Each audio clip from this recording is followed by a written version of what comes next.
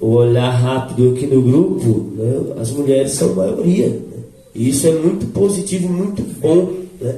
E a gente já teve um tempo em que as mulheres tinham dificuldade de estar presente no movimento por conta de uma ou outra obrigação, mas as mulheres são a maioria aqui e a gente fica muito feliz também por isso, né? Eu vejo que esse parceiro está numa agenda intensa, né?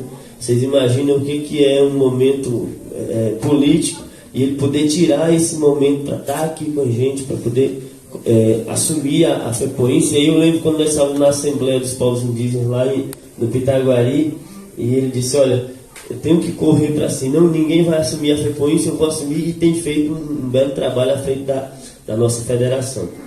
E a Rosana, eu acho que é emblemática a presença da Secult aqui, viu, Rosana? Você não é o secretário, mas vai levar e vai dizer para o secretário, porque é um recurso pequeno. Quando a gente fala com o Estado, a gente fala em 16 mil reais, 20 mil reais, 20 mil, mas eu já como 4, né? 16 mil que a gente executa.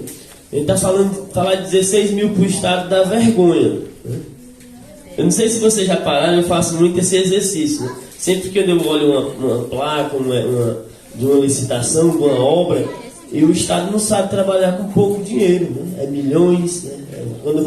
E aí quando a gente fala de cultura, aí nós estamos falando aqui num edital de R$500 milhão, né? 16 mil para cada iniciativa.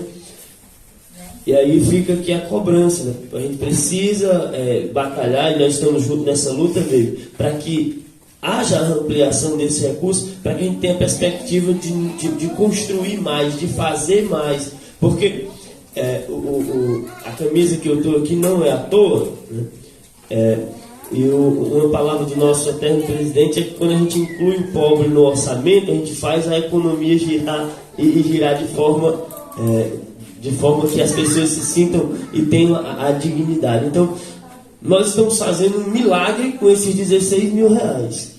Você imagina se tivesse um volume maior, como que a gente não poderia apoiar? A dificuldade, nós estamos numa briga uma briga boa, saudável, uma discussão boa. Ou a gente faz as camisas, ou a gente compra as sandálias dos dançantes do São Gonçalo, né? A dona Helena está rindo porque ela já sabe o quanto a gente já discutiu com isso. E aí, propositalmente, a última promessa que eles fizeram descalço. Eu digo: isso aí é pressão para que a gente compre as sandálias, né? Mas o quanto que a política cultural ela precisa ser fortalecida e precisa ser ampliada para que a gente consiga fazer mais, né? E por último eu gostaria só de puxar um pouco para a sardinha para o meu lado, e aí em dois momentos. O primeiro é a importância da gente fortalecer o CIPAZAC, né? No momento anterior, por conta de uma questão documental, burocrática, o CIPAZAC não conseguiu acessar o primeiro prêmio, era para a gente estar no terceiro. Mas o fortalecimento do CIPAZAC, tanto no que diz respeito a ter pessoas à frente que entendam os processos e que consigam ir e buscar as informações e consigam brigar com a burocracia. E aí eu defendo muito que a interculturalidade para os povos indígenas ela passa pelo domínio das linguagens. Nós precisamos aprender o São Gonçalo, o que significa o ritual, precisamos aprender o toré, o que é o fortalecimento, e assim, as coisas que acontecem, nós estamos cantando aqui um toré, fortalece ele, ajuda ele, e o Aristide chegando, eu digo, é para ele, né? E ele sentiu também, né, que ele é muito sensitivo. A gente precisa aprender sim essas linguagens da cultura, e é por isso que é importante que o Benício esteja aqui, o Manel, a Ludmila, que são o Abner, que são os mais novos, para irem entendendo e aprendendo, né, essas nossas linguagens, que a gente, mas também aí a interculturalidade, e aí entra um papel também da escola, que a gente continue a dominar a linguagem do não indígena. Porque um edital como esse, ele é repleto de burocracia, é repleto de dificuldades, que a gente, se não e aí eu lembro, nós estávamos no processo, indo também para a mesma Assembleia lá no ano passado, e as pessoas com dificuldades, nós fizemos um mutirão para que as outras comunidades, os outros parceiros, as outras associações conseguissem colocar a documentação no mapa cultural, dando essa orientação. Então, a interculturalidade passa por isso. Entender as nossas linguagens, como a gente fala, e entender também a linguagem do não indígena, do Cariua, e o que ele está dizendo. Se a gente não conseguir entender isso, a gente fica conversando somente entre nós, e na hora que a gente vai conversar com eles, com o não indígena, a gente perde na luta, porque é uma linguagem feita para derrubar a gente, é uma linguagem feita para deixar a gente de fora. Então, aí o papel importante da escola, né, de transformar o São Gonçalo em currículo. São Gonçalo, as danças, a relação de família, a relação de parentesco, tem que estar dentro da escola e transformar isso em currículo.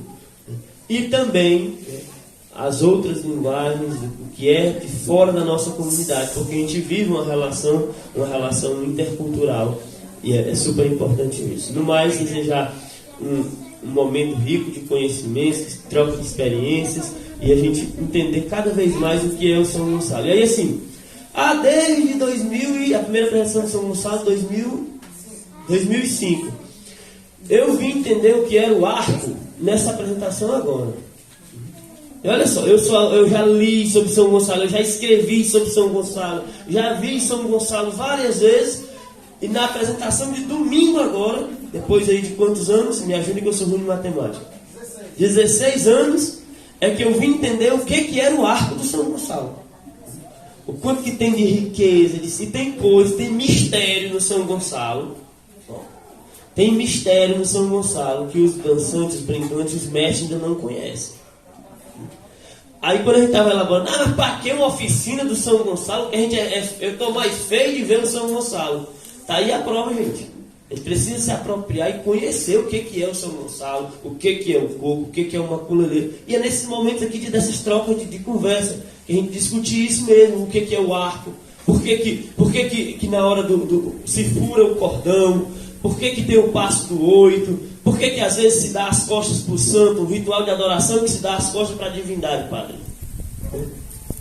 É uma questão que eu preciso ainda entender isso. Por que tem horas que dá as costas para o santo, né? E aí vem o sincretismo, que os indígenas foram proibidos de praticar o seu ritual e encontraram no São Gonçalo uma forma de praticar o ritual. É uma adoração ao santo? É, mas também é um ritual indígena. Então essas coisas a gente precisa conversar sobre elas para a gente poder saber o que nós estamos fazendo, qual é a importância daquela corda, daquela separação. E isso as crianças têm que aprender também. Os mais velhos sabem, ou os mais velhos estão aprendendo. Então nós precisamos sim conversar com os outros e o Rosana. E quando tiver discussão no comitê, nós vamos estar lá discutindo, mas nós também precisamos, acima de tudo, conversar com nós, conversar com a gente, conversar conosco, para que a gente consiga entender e fortalecer cada vez mais o nosso movimento. Obrigado.